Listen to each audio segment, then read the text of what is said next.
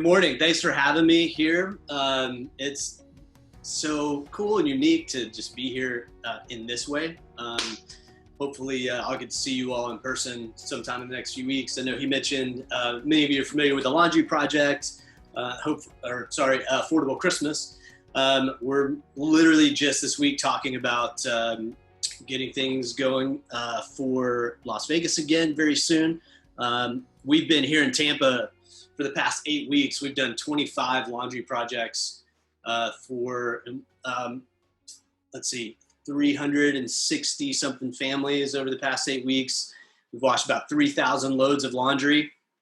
We were able to relaunch our projects in New York City the past couple weeks, thanks to you guys. As a big help to that. Downtown Faith being a financial sponsor to that, of saying, hey, we're not able to do anything here right now, but how can we help with what you're already doing? And so we relaunched in New York City, and the first day that they did that a couple weeks ago, they had 27 families that they did laundry for, and they washed 568 loads of laundry that day. And that was all. It was not even like normally. You've seen how it goes. It's open to the public. Anyone that can come in. That was all pre-registered families. That was people that we had time slotted out throughout the day for them to come through and wash their clothes. And that's just a lot of laundry for the number of people. So thank you for helping with that. That was a huge, huge help. And we're still doing it. We're still going to be going there for the next few weeks. And then hopefully sometime at the end of next month, we'll be back in Las Vegas with you and with our other church partners there, the River, that many of you know as well. And we'll be doing a couple projects there. So stay tuned for that. So again, thanks for having me this morning. Thanks for letting me spend a few minutes kind of unpacking this passage that we're going to look at. If you grew up in church at all, or if you have any kind of church background, you've been to a funeral, something like that, you probably will know the passage that we're going to deal with this morning. A few years ago, I rediscovered a love for this passage. Because of my experience growing up in church world, this passage was the stereotypical funeral passage. Is the passage, and if you were going to do a funeral, if you're at a funeral, you were going to hear this passage. It's kind of like 1 Corinthians for weddings. You're going to hear that passage probably just about every wedding if it's a Christian wedding. So a few years ago, I think 4 years ago now, one of our board members at Current, was a 44-year-old guy, one of my closest friends. Was like a big brother to me. He got cancer, and a very rare form of cancer, and within 6 months he died. And it was a strange 6 months. It was a weird transition just in life from that, of not having this person around, and watching him over those months of deteriorating and life changing, and his family dealing with it, and the emotion of it being so young, and all of that. And he asked me to do his funeral, and I accepted. And he said, "Listen, I don't want a typical funeral. I don't want it to be this somber experience. He was a big classic rock guy, and he was just like, I just want it to be a big rock show. Like, I want people to be excited. It's a celebration." He's like, "I know I'm transferring from this life to a better life, and I am good. I'm at peace with that. And I want people to celebrate that. I don't want, I know I'll be missed, and I'm going to miss my family and all that, but I don't want this like somber, sad experience. I want to be remembered differently than that." And I was like, okay, great. Yeah, we'll figure out how to do that. So one of the things that I said to myself in that planning was, in this context, I'm not going to use this passage. The passage I'm talking about is Psalm 23, the 23rd Psalm. I specifically said to myself, I'm not going to use that passage because it's so stereotypical, and I don't want to fall into that, and I don't want it to be this somber thing. And I always viewed this passage as very somber, very kind of dark. And then I went and read it as I was thinking about it. And I was jotting down all the things about Mark that he meant to me, and the things that he portrayed in this life to me. And one of those things that he was, especially during that 6 months time frame when he was diagnosed with cancer, in the middle of all of that, he was the most hope-filled person. He was giving life to other people. He was giving hope to other people. If you've seen our t-shirts from Current that say Hope Dealer, if you've seen any of our social media where we do a monthly spotlight of volunteers, we call them the Hope Dealer Spotlight. It's named after Mark Thrash, because during that time, what we discovered and what we started calling him was a hope dealer, because that's what he was. And I read this 23rd Psalm again as I was thinking about him, and I realized I had it all wrong before that. Because what I discovered in reading it and understanding it again in that particular time frame was that the 23rd Psalm is actually very full of hope. It's not a somber, sad lament on life. It's actually a very hope-filled, life-giving passage to us if we read it and understand it in the right context, in the right light. So let's read through this together. No, it's up on your chat screen. It's the translation I'm using. The Bible is going to sound a little differently. Maybe if you grew up in church or used to hearing it a certain way, this is worded a little bit differently, a little more modern. So read along with me, or if you know it, quote it in your head as we go. It says this: "The Lord is my shepherd. I have all that I need. He lets me rest in green meadows. He leads me beside peaceful streams. He renews my strength. He guides me along right paths, bringing honor to his name. Even when I walk through the darkest valley, I will not be afraid, for you are close beside me. Your rod and your staff protect and comfort me. You prepare a feast for me in the presence of my enemies. You honor me by anointing my head with oil. My cup overflows with blessings. Surely your goodness and unfailing love will pursue me all the days of my life, and I will live in the house of the Lord forever." Now, growing up reading that, like I said, it was very somber, because I think everyone gets stuck on that part of the, even though I walk through the darkest valley, or the valley of the shadow of death, as it's kind of traditionally read. We kind of get stuck on that, like, oh, it's like this death lament, this whole thing. But it's not about that at all. There's so much around it that is actually so hope-filled. Now, for context, a lot of the Bible refers to shepherding as analogies. So much of it, that was their culture, the Jewish culture. Shepherding was a very normal thing. It was a lot of people did that for a living. If you know anything about sheep, which most of us don't, all we really know is like my t-shirt and clothes were probably made from from sheep. We use their fur, not fur, whatever it is. I forget what you know what it is. Whatever comes off of sheep, I don't know. We use it for clothing, we use it for all that kind of stuff. But we don't really understand shepherding, right? No one, there it is, wool, thank you. Yeah. Shepherding is not something we, especially in modern day America, really understand. It's not a thing that we deal with all the time. But the analogy, I think, is perfect. And even Jesus, at one point later in the New Testament, many times in the New Testament, he refers to himself as the good shepherd, because they understood the context of what shepherding meant, what sheep were, how a shepherd interacted with his sheep, and vice versa. And I think it's very important to understand that. Now, Jeremy may have dropped in a photo here for you. It's kind of a modern day version of what shepherding looks like. It's a modern day photo of shepherding. Still happens a lot in the Middle East. What's interesting is this photo. Get ready for the dad jokes. This is all for Jeremy. None of you have to laugh at these. I just know Jeremy's going to laugh at these dad jokes. So this next photo is really, it's interesting because it's just a recreation of an old original photo of Jesus on a hillside shepherding his sheep as well. So if you take a look at that one, it's just interesting how they found this photo of Jesus and they recreated it one day. Dad joke number one. Jesus referred to himself as the good shepherd. Here comes dad joke number two for Jeremy. This meme has absolutely nothing to do with the sermon, but I just think it's great. I may not be Jesus, but I am a good shepherd. It's a good one. I told Jeremy that one the other day. He laughed a lot.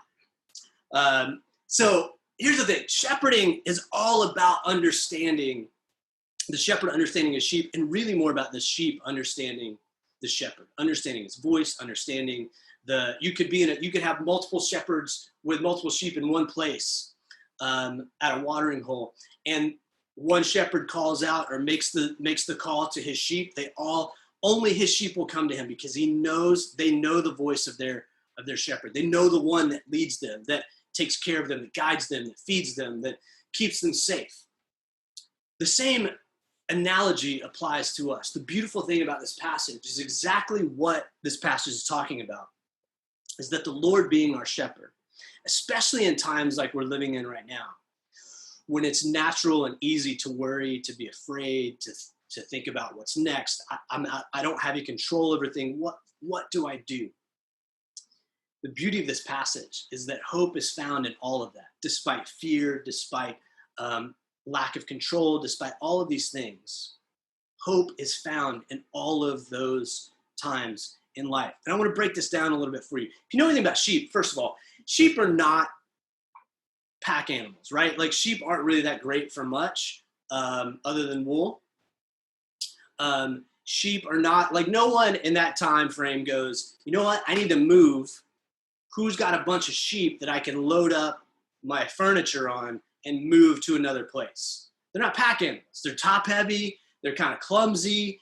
They're not good for that, right? It's kind of like in modern day, if we went, I'm going to move, who owns a Prius that I can, that I need to borrow and pack all my stuff in to move it across town for me? No one does that, right? We go, who's got the biggest truck that I could find, that I can load everything onto in one trip, especially if you're a man. Women maybe not think this way, but guys definitely do. How do I get everything on one vehicle? And I don't want to rent a truck. Who do I know that owns a pickup truck? No one goes, who's got Prius that I can just load everything on? It'd be essentially the same thing. No one does that from a sheep standpoint. They're clumsy, they're top heavy, all of these things, but they're very specific to a great analogy to humanity. Because the relationship of God to us, being that not that we're necessarily dumb and clumsy, all that kind of stuff. The point of the analogy is that sheep are totally dependent on their shepherd. They follow his guidance. They follow his voice. They depend on him for safety. And no matter what the scenario is, they know the shepherd has them taken care of so they can live in peace no matter what is happening around them. Because the shepherd is in control. The beautiful thing about this passage, one of the hope deals that come out of this passage, is a big idea, number one, is that hope is all about relinquishing control. Part of having hope is about relinquishing control. And that's really hard for us as human beings. It's a hard thing for us because we want to have control of our own world. We want to be in control of what's happening. But check this out. Read this passage with me again. The Lord is my shepherd. I have all that I need. That's the first statement. The good shepherd provides everything that I need. Now, it doesn't necessarily mean everything that we want. We may see things as wants, as something that we need. But the things that we truly need, the shepherd, God, the God that is bigger than our trouble, provides all that we need. And sometimes those things are intrinsic things. It's not always physical stuff. Sometimes it's just intrinsic things like hope and peace. But go on, listen to it. It says, he lets me rest in green meadows. He leads me beside peaceful streams. He renews my strength. He guides me along right paths. Even when I walk through the darkest valley, I will not be afraid because he is close beside me. His rod and his staff protect and comfort me.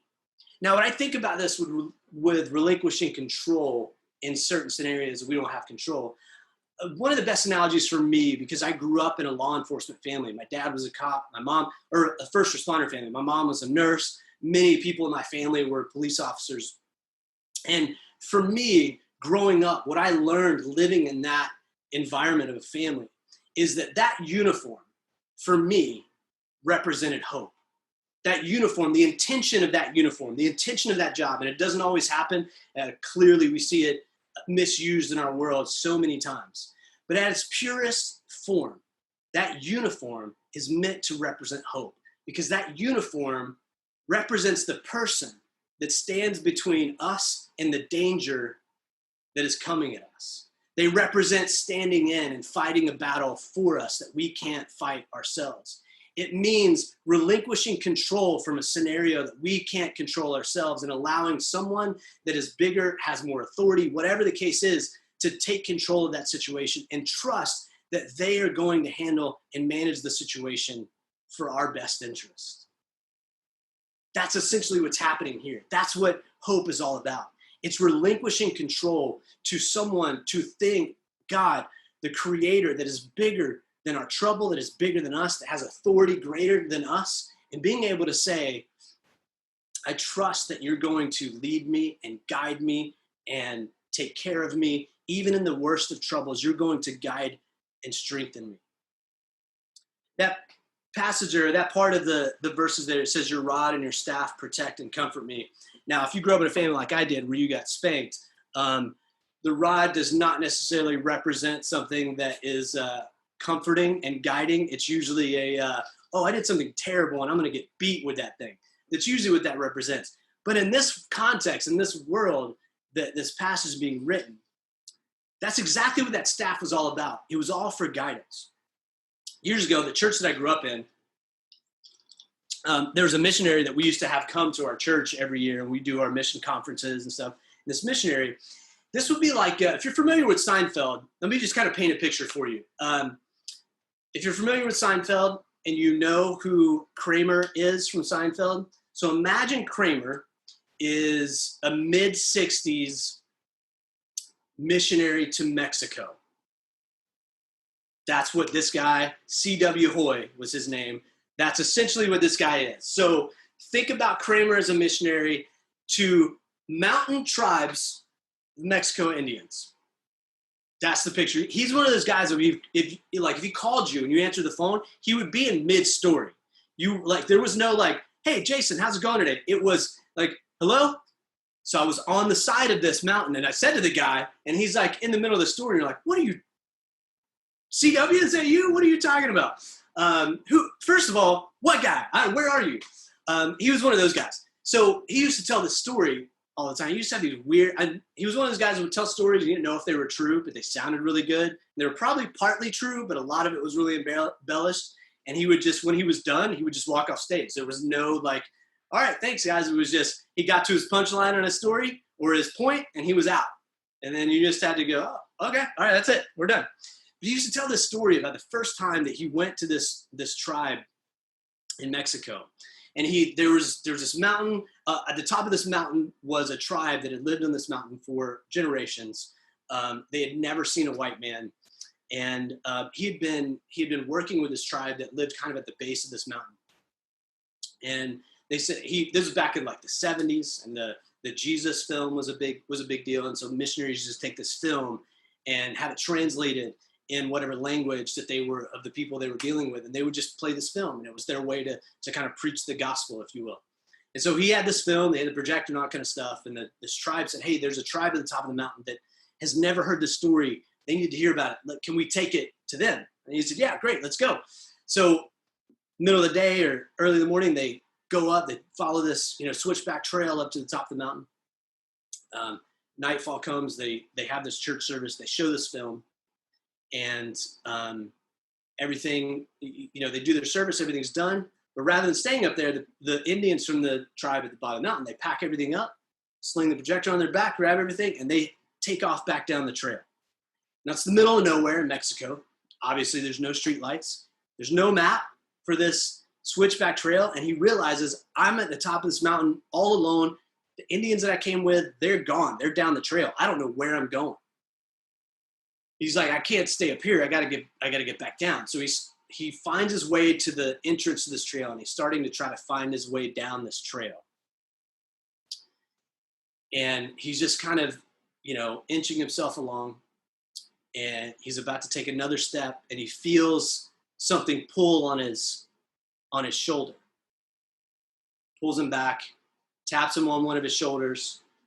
He doesn't know what it is, doesn't know who he is, can't see anything. So he just starts following the direction of this thing that keeps, the staff that keeps touching him and turning him and all this. Takes him almost all night. Gets down to the bottom. And he realizes when he gets there and light comes up, one of these Indians had stayed behind. And he couldn't speak any language for him to help him understand, but he used the staff to guide him all the way down this switchback trail. And he realized that at one point, the first point that he caught him, he was about to step over the side of this trail just right off the mountain. And this Indian had stayed behind and pulled him back and forth and guided him all the way down this trail. And his whole story was centered around the idea that he had no control. He had no idea where he was going, but he had to trust that whatever this thing was that was guiding him was going to take care of him, get him down safely. And I think it's a perfect analogy of what this passage is all about. We're living a time that we don't understand. There's a lot of fear. There's a lot of uncertainty to how our life looks right now. But if we can understand that there is a God that's bigger than us, that is guiding us, that can guide us, that if we just trust and have hope in that, he's going to take us to safety and he's going to guide us along the right path as we go. So that's big idea number one. Big idea number two out of this passage that I want you to take with you today is that hope is now, not just about the future. See, Christianity, especially growing up in church world, we talk about hope and this future hope one day when we're in heaven and we're with God and the people that we love and all of that kind of stuff. That's part of it. But that's not all of it. Hope is not just about a future. And I think when we unpack this passage for like funerals and stuff like that, that's kind of where we're going with it. We're talking about like, even in death, even as I face death, God will guide me and I'll have this future hope. But I think it's more than that. I think what it's talking about is that hope is right here now on earth. Even Jesus talks about in the New Testament, when he refers to these things, he talks about the truth is now, that hope is right now, that heaven is here on earth, not just future, but it can be here. And it's because of us and how we live and the choices we make. And we learn to follow him and live life and be guided by our God. Look at this verse here where he says, your rod and your staff protect and cover me. The next thing he says, you prepare a feast for me in the presence of my enemies. I love this part of the passage because if you ever watch think of some like medieval movie or, something Norse related, think about Thor or think about any of these things where there's like, the movie 300 or whatever. Anytime that there's a battle, meals happen at two times. One, it's always in preparation before going into battle. And then the meal happens after the battle is won as a celebration for winning the battle. It's always how it goes. There's never a meal in the middle of the battle. It's not how it works. Like no one goes, hey, you guys keep going. It's lunchtime. It's 11sies. I'm going to sit down and have a meal right now. Like it's not how it works. But I love this passage because essentially what he says here is that in the presence of my enemies, while the war is raging, you have prepared a feast for me, and I get to sit and feast, and I don't have to worry about the battle because you, God, the shepherd, you were protecting me. In fact, the battle's already won. I don't even have to worry about future because you're winning that battle for me right now. And so I can live in peace, and I can feast and celebrate now because hope is right now, not just for the future. I love that idea of understanding that God does have things under control, that he's bigger than the trouble that we see and that we understand. Because he's above it, he's around it, he's through it. He knows the way. And if we relinquish control just a little bit and allow that God to guide us, and a lot of that guidance is from right here in scriptures. He's given us truths to live by and ways to understand life and what we should do to move forward. And I would say this, for those, maybe you're on the fence, you're questioning, you're not fully in the camp of considering yourself a Jesus follower, a believer, whatever terminology you want to put on it. You're just exploring faith. Great. Those of you that are, would say you're in that camp, you're there.